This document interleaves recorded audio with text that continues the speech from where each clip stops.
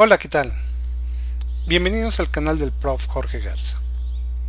En este video voy a revisar las ecuaciones que me permiten hacer la rotación de un punto en el plano cartesiano a otro punto.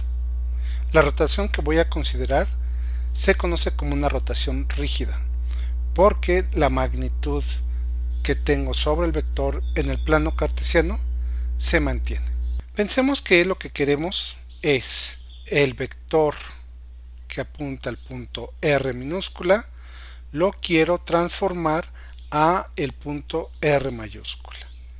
Entonces la restricción que pongo sobre esta rotación es que sea rígida, que la magnitud del origen a R minúscula y del origen a R mayúscula sea idéntica, como si yo lo estuviera moviendo sobre una circunferencia. ¿Cuánto voy a hacer la rotación? Bueno, pues va a estar determinado por un ángulo que le voy a llamar el ángulo teta.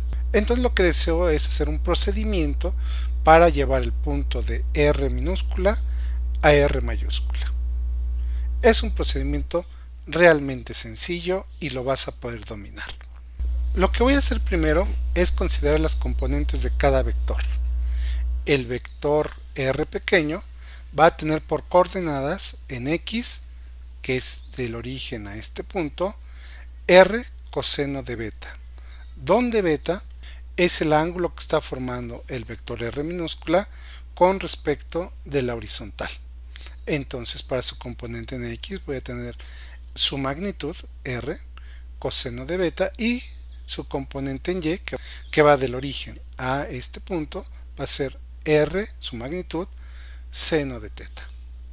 Y voy a hacer el mismo procedimiento para el vector R mayúscula. El vector R mayúscula va a tener por coordenadas en el eje X R coseno de alfa, donde alfa es el ángulo que voy a formar del eje X a donde está el vector R mayúscula, y entonces su componente en X va a ser R coseno de alfa y su componente en Y va a ser R seno de alfa. Con esta información ya puedo obtener las ecuaciones que me permiten hacer la transformación de R minúscula a R mayúscula. El punto de partida va a ser la expresión que tengo para la componente en X del vector R minúscula y su componente en Y. Debo de reconocer que el ángulo beta es la suma de dos ángulos, el ángulo alfa más el ángulo teta. Entonces beta está compuesta por alfa más teta. Al hacer esa distinción, pues entonces lo que tengo es que este coseno de beta en realidad es el coseno de alfa más teta y seno de beta es seno de alfa más teta. Si recurrimos a la identidad trigonométrica para el coseno de una suma de ángulos, lo que tengo es esta expresión, coseno de alfa coseno de beta menos seno de alfa seno de teta, y para el seno de la suma de dos ángulos es seno por coseno más coseno por seno. Otra cosa que puedo darme cuenta rápidamente es de que la magnitud del vector R minúscula quedamos que es idéntica a la magnitud de R mayúscula. Así, esta ecuación simplemente lo que voy a hacer es sustituir en lugar de la magnitud de R minúscula, pongo la magnitud de R mayúscula. Y luego lo que me doy cuenta es que la magnitud de R mayúscula por el coseno de alfa es precisamente la coordenada en X de R mayúscula. Esta sería su coordenada en y lo mismo puedo hacer para identificar en la siguiente expresión. Entonces, en esta expresión, si me dan cuál es la X y la Y resultante y el ángulo que se da la rotación, puedo saber de dónde partí. Dense cuenta que lo que tenemos son dos ecuaciones, una para X y otra para Y minúscula, en términos de X y Y mayúsculas.